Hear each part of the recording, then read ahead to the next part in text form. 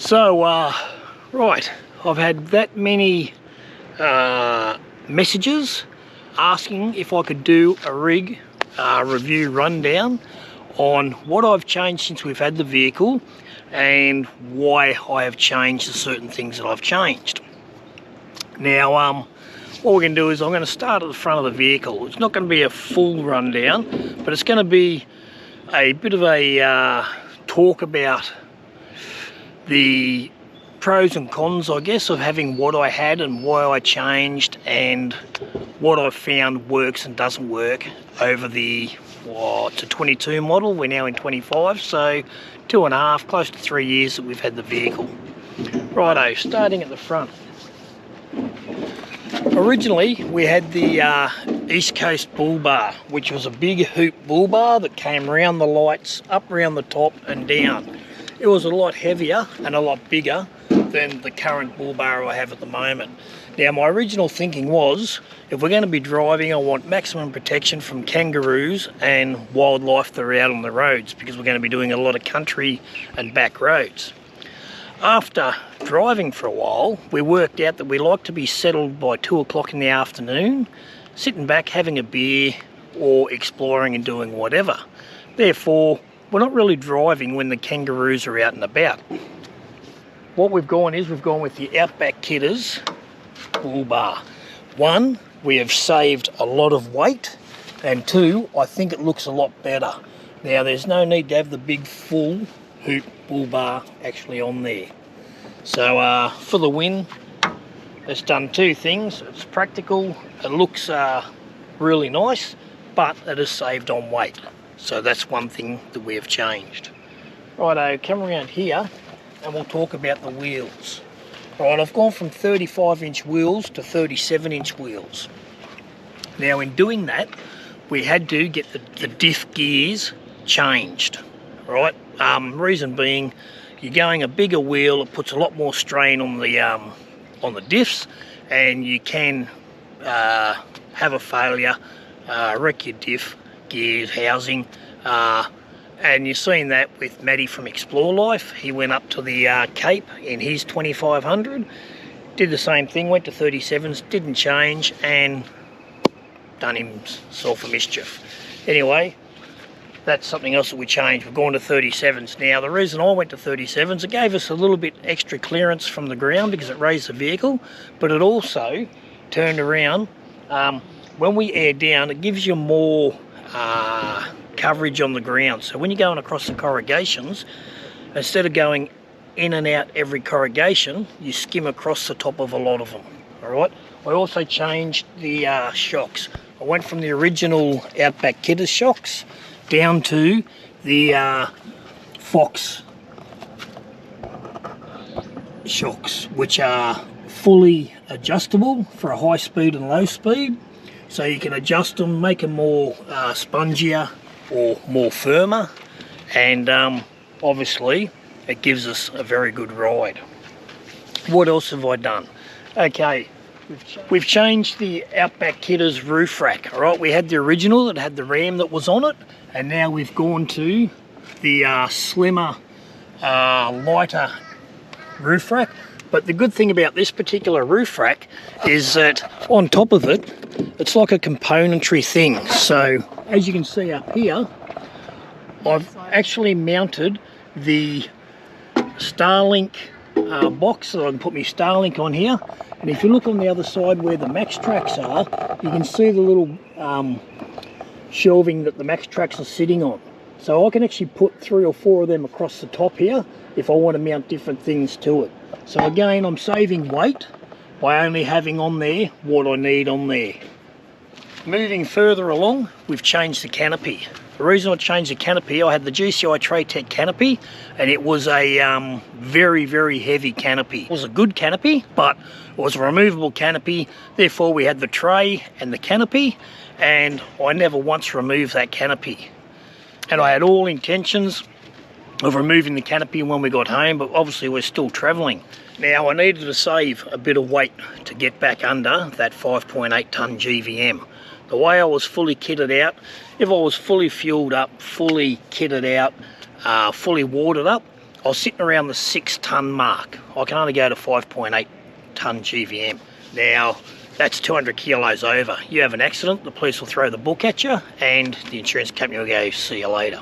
We got rid of some weight, and we've gone with the Concept Canopy. The Concept Canopy is by far the best canopy that I've had. I've had a Norweld canopy, a GCI Tradetech canopy, and now the Concept Canopy. We went to a 620 amp lithium battery. In the last vehicle I had a 400 amp lithium battery. I found that I quite often ran out of battery power. With this one, I've never run out of battery power. It is absolutely gold. And I've gone with the custom lithium battery inside it and all of the Victron gear to go along with it. But the canopy has been absolutely brilliant to work out of. What I have done is I've changed also my boat loader. I used to have the Elmac boat loader, and the Elmac boat loader, as you all know, the boat goes upside down. I got sick and tired of trying to unload the boat, trying to cart all the gear around with me, and I've now gone to an upright version. With the upright version, I can actually put stuff, which I have got, inside the boat, so that's where I'm actually storing it instead of in my canopy, which frees up the canopy and gives me a lot more space. The other good thing about it is I have the trailer under the boat and I can just take it straight off. It is so easy to use, and I find I get it off and on a lot quicker than what I did with the Elmac loader. Because I've changed the whole system up the top, I had to change my awning. I used to have the Clever Shade 2 awnings on either side, which come out, and then I had an infill that used to go into the back. Very rarely did we get the whole awning out. Yes, it was good to have, but we didn't use it as often as I thought I would. So again, to save on a bit of weight, we've gone with a 270 awning, and I'll set that up in a minute and show you how quick and how simple it is to set up. Coming around the vehicle, what else have I changed? Oh yes, so what we have done is we have gone with twin air compressors in each side. So one on this side and one on the other side, and therefore basically you've got one compressor for each tyre to pump your tyres up. That's been very, very handy and very quick. Last time I just had the one hose, I'd have to go around to all 4. Now I can actually run hoses to all 4 tyres and pump them all up at the same time. What else have we changed? Oh, we've added the Starlink, which I just mentioned a minute ago. So we have internet the whole time that we're travelling.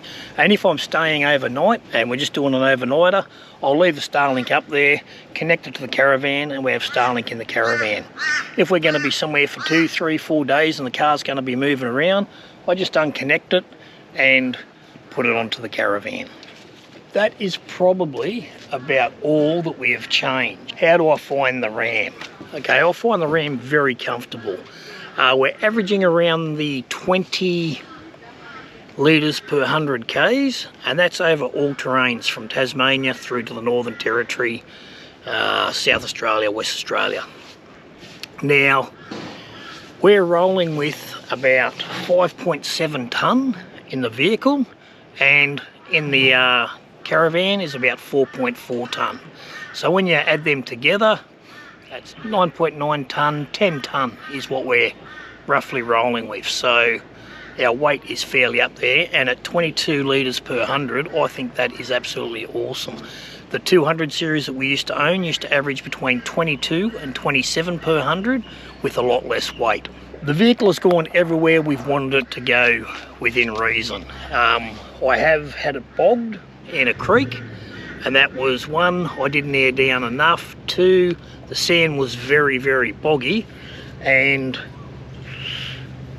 a vehicle had just been bogged in there before I went through, but I thought having the height and the clearance I'd get through, but no.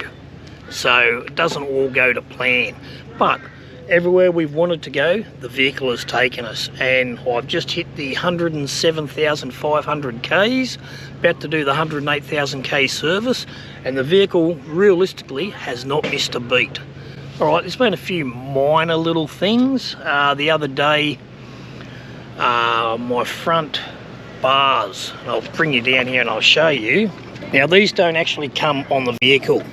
I had these put on by Outback Ketters, and it's just the shocks across the front here which helps with your steering. Now, I had a bracket up the back there, and that particular bracket snapped. So all I did was I got it welded, got an extra plate put in there, and we got them put back on, not a problem. That is basically the only problem I think we've had with the vehicle. I can't seem to think of any other problems. Can you, Roz? No. No major problems, and even that wasn't a major problem because I just unbolted it and took them off until I got the thing welded, and then just bolted them back on. It was simple. I've really had no dramas with the vehicle. I took the rear winch off. Again, that saved me some weight, but that came off with the last canopy, and now I don't have a winch at the rear. What I'll do now is I'll just open up this awning and I'll just show you how quickly it is to put up. Alright, first of all, I'll just unzip it.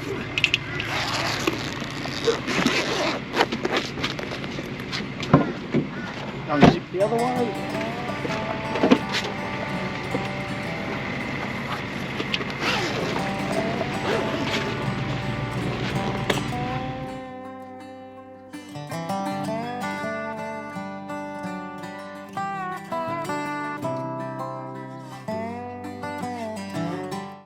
Just connecting the rope to the awning. I'm now going to swing it around.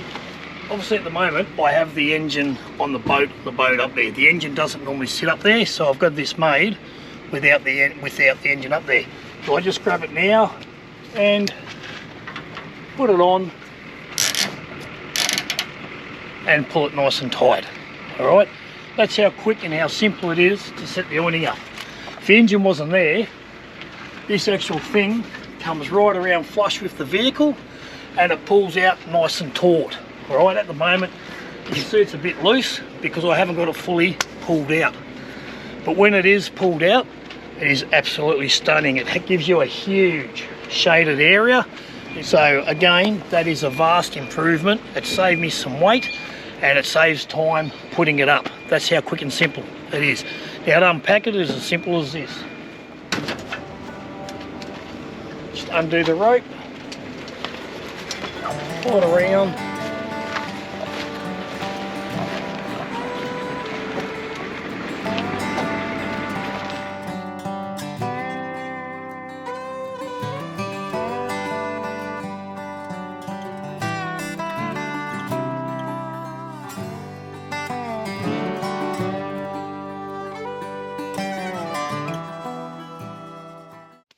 done.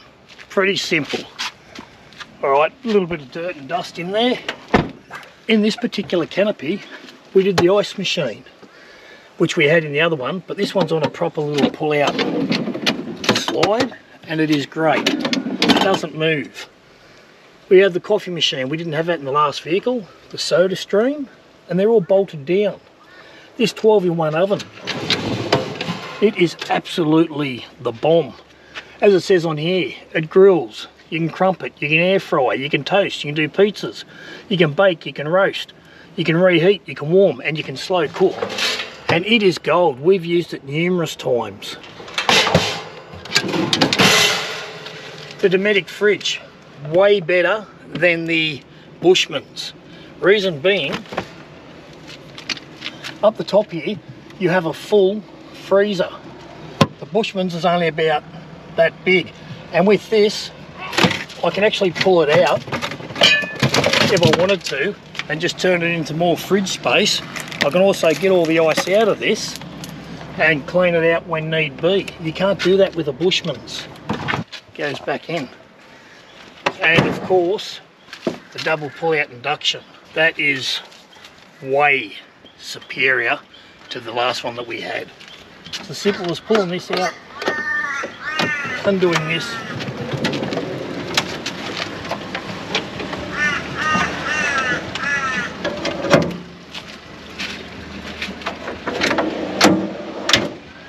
and we're cooking. Right, straight away, just plug her in, and with the 620 amp lithium battery in here, it's an absolute dream. So we absolutely love, and the good thing too, it's down at the right height. The last one, remember, used to be up around here.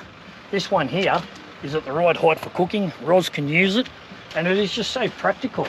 Like, It is, I can't say any more about it. Like Concept Canopies, their canopies are phenomenal, and they will do whatever you want.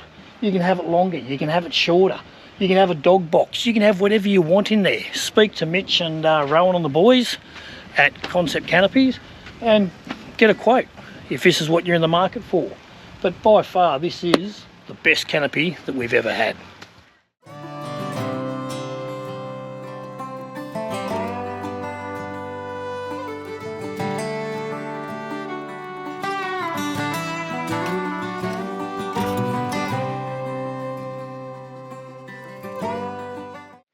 Yeah, that's just a short little video on what we've done with our vehicle, why we've changed it, and what we've come up with.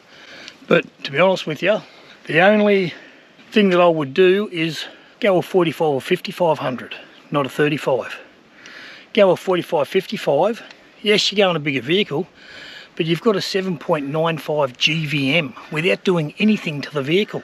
American Trucks Australia are the guys that are importing all these vehicles at the moment. And if you're in the market for something like that, hit them up. Give Jared or Kale a call and have a speak to them.